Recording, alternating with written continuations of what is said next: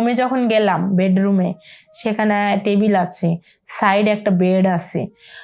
আমি ওরে পড়ানোর জন্য গেছি, যে বেডের উপর আমি কেবল বসছি, অনেক গরম লাগতেছে।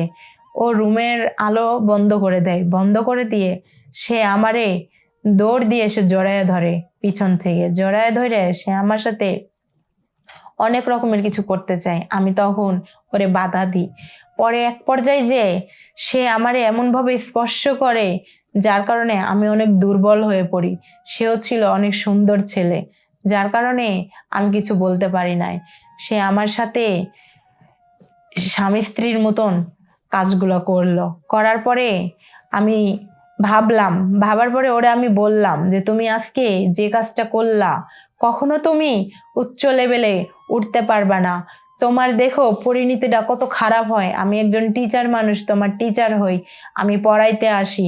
হইতে পারে তুমি অনেক সুন্দর, হ্যাঁ আমি হইতে পারি আমি অনেক সুন্দর, কিন্তু আমি তোমার টিচার হইতাম। তুমি টিচারের সাথে কাজটা করে ঠিক করো নাই। তোমার ফ্যামিলি তোমাকে কি শিক্ষা দেয় নাই? এই শিক্ষা দিয়েছে যে টিচারদের সাথে এমন করো, মেয়েদের সাথে এরকম করো। জীবনে ভালো হতে পয়সা লাগে না, খারাপ হতে পয়সা লাগে। আমি এইভাবে তারে বুঝাইলাম। অনেক জ্ঞান দেওয়ার পরে সে আমারে বলে, ম্যাডাম এত জ্ঞান আমারে দিতে হবে না, আপনি আপনার নিজের চরকায় তেল দেন। তখন আমি বলি, তোমার মতন বেদব ছেলে আগে যদি জানতাম আমি তোমারে পড়াইতাম না। পরে আমারে বলে যে আচ্ছা ঠিক আছে, আপনার আর পড়ানোর দরকার নাই। আমি তারে অভিশাপ দিয়ে আসলাম, তুমি জীবনে উচ্চ লেভেলে উঠতে পারবা না। তোমার একদিন এমন পরিস্থিতি হবে, তোমার এই কারণের জন্য তুমি তিলে তিলে ভুগবা। তুমি তখন বুঝবা যে হ্যাঁ আমি জীবনে ভুল কাজ করছি একদিন না একদিন। আসসালামু আলাইকুম। আমি আমার একটা জীবন কাহিনী আপনাদের বলবো। জীবন কাহিনীটা কেমন, যে আমি ঢাকাতে পড়াশোনা করতাম, ছোট থেকে বড় হয়েছি ঢাকাতেই। দেশের বাড়ি হয়তো বা ঢাকাতে না, কিন্তু ছোট থেকে বড় হয়েছি, পড়াশোনা করি। তো পড়াশোনার পরে বাবা মায়েরা দেশে চলে যায়, আমি এখানে পড়াশোনা করতে থাকি, বড় হয়েছি।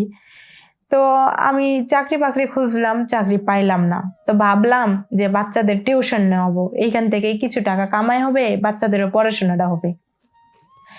তো মাশাল্লাহ আমি ভালোই টিউশন পড়াইতাম বাচ্চাদেরকে, অনেক ভালোভাবেই। তো আমি এর মধ্যে একটা ক্লাস 9-এর ছেলেরে পাই টিউশন পড়ানোর জন্যে। অনেক সুন্দর ছিল, স্বাস্থ্য ভালো ছিল। ছেলেটা মানে 2-3 বার ফেল করছে, তাছাড়া সে আমাদের বয়সী।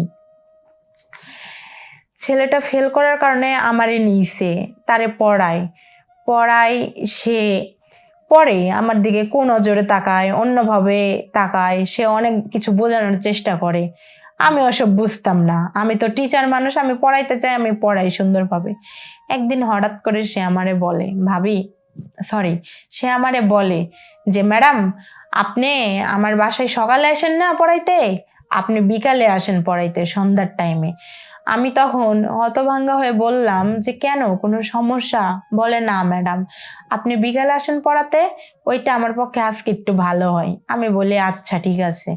আমি চলে গেলাম। চলে যাওয়ার পরে বাসায় ভাবলাম যে আজকে ও সকালে কেন পড়ে নিবে না, আমার বিকালে তো আর এক সাইডের ক্লাস আছে, সেই ক্লাসে যাই আমি আগে পড়াইয়া থুয়ে আসি।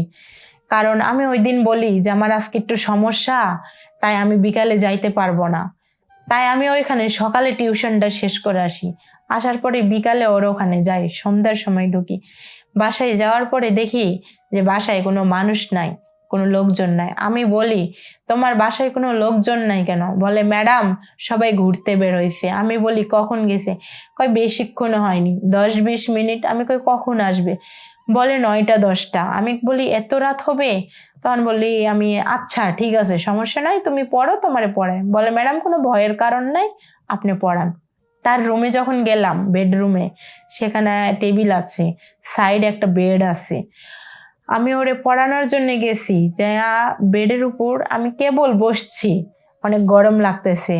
ও রুমের আলো বন্ধ করে দেয়, বন্ধ করে দিয়ে সে আমারে দৌড় দিয়ে এসে জড়ায় ধরে, পিছন থেকে জড়ায় ধরে সে আমার সাথে অনেক রকমের কিছু করতে চায়। আমি তখন ওরে বাধা দিই। পরে এক পর্যায়ে যে সে আমারে এমনভাবে স্পর্শ করে, যার কারণে আমি অনেক দুর্বল হয়ে পড়ি। সেও ছিল অনেক সুন্দর ছেলে, যার কারণে আমি কিছু বলতে পারি নাই। সে আমার সাথে স্বামী স্ত্রীর মতন কাজগুলো করলো। করার পরে আমি ভাবার পরে ওরে আমি বললাম যে তুমি আজকে যে কাজটা করলা কখনো তুমি উচ্চ লেভেলে উঠতে পারবা না। তোমার দেখো পরিণতিটা কত খারাপ হয়। আমি একজন টিচার মানুষ, তোমার টিচার হই, আমি পড়াইতে আসি। হইতে পারে তুমি অনেক সুন্দর, হ্যাঁ আমি হইতে পারি আমি অনেক সুন্দর, কিন্তু আমি তোমার টিচার হইতাম। তুমি টিচারের সাথে কাজটা করে ঠিক করো নাই।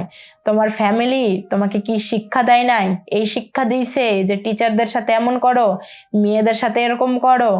জীবনে ভালো হতে পয়সা লাগে না, খারাপ হতে পয়সা লাগে। আমি এইভাবে তারে বুঝাইলাম। অনেক জ্ঞান দেওয়ার পরে সে আমারে বলে, ম্যাডাম এত জ্ঞান আমারে দিতে হবে না, আপনি আপনার নিজের চরকায় তেল দেন।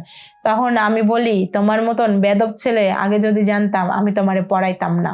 পরে আমারে বলে যে আচ্ছা ঠিক আছে, আপনার আর পড়ানোর দরকার নাই। আমি তারে অভিশাপ দিয়ে আসলাম, তুমি জীবনে উচ্চ লেভেলে উঠতে পারবা না।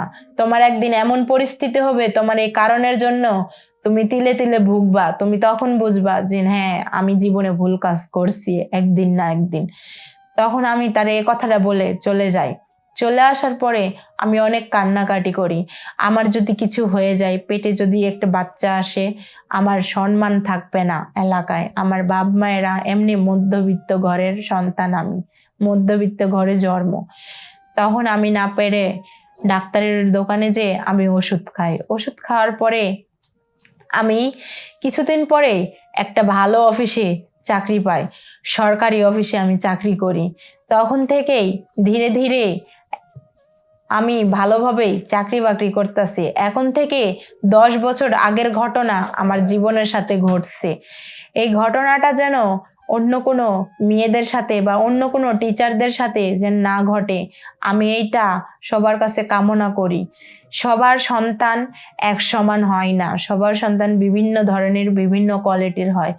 কিন্তু সেই ছেলেটারে একদিন হঠাৎ করে আমি দেখতে পাই রাস্তার ধারে হাঁটতে লেগে সে ডিম বিক্রি করতেছে। তখন আমি তাকে দেখে বলি, তুমি আমারে চিনতে পারছো? সে আমারে বলে, আপনি আমারে টিউশন নিতেন সে ম্যাডাম না? তখন আমি বলি, হ্যাঁ আমি তোমার ম্যাডাম। বলে, ম্যাডাম আমার ভুল হয়ে গেছে, আমাকে ক্ষমা করে দেন। তখন আমি বলি, তুমি ক্ষমাটা চাইছো অনেক দেরিতে। তোমার দেখছো অবস্থা, তুমি আজ ডিম বিক্রি করে খাইতেছো।